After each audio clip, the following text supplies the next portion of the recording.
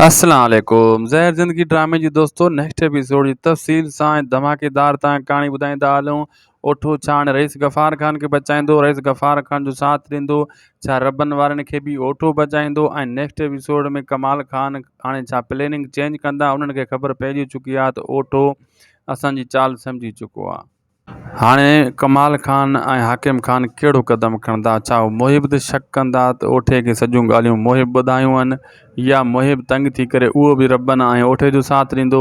सॼी कहाणी ॿुधाईंदासीं दोस्तों तव्हांखे इन नंढड़े वीडियो में बिरयानी खे पूरो ॾिसो जीअं तव्हांखे सॼी कहाणी सम्झ में अचे।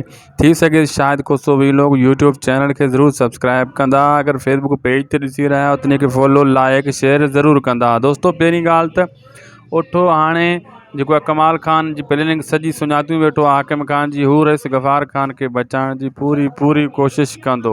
ऐं ठीकु आहे न दोस्तों, रईस गफ़ार ख़ान ओठे खे त गद्दार सम्झे थो, लेकिन ओठो अॻिते हली इहो कमु ॾींदो रबन खे बि ऐं रईस गफ़ार ख़ान खे बि। लेकिन हाकिम ख़ान कमाल ख़ान सम्झी चुका आहिनि त ओठो अॻे वाक़िफ़ु हुयो सॼी प्लेनिंग खां।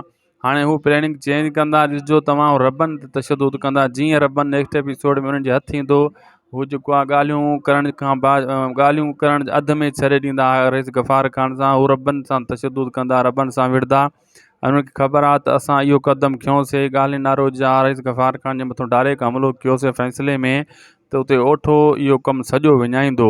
तंहिंजे करे हू प्लेनिंग चेंज करे छॾंदा कमाल ख़ान ऐं हाकिम ख़ान। लेकिन ओठो बि शातिर आहे।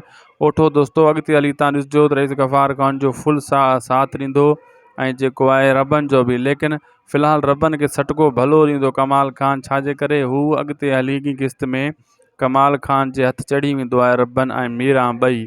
लेकिन बाद में इहो ओठो कमु पटींदो। बहरहाल उन 2-3 किस्तूं आहिनि इन ॻाल्हि खे दोस्तों।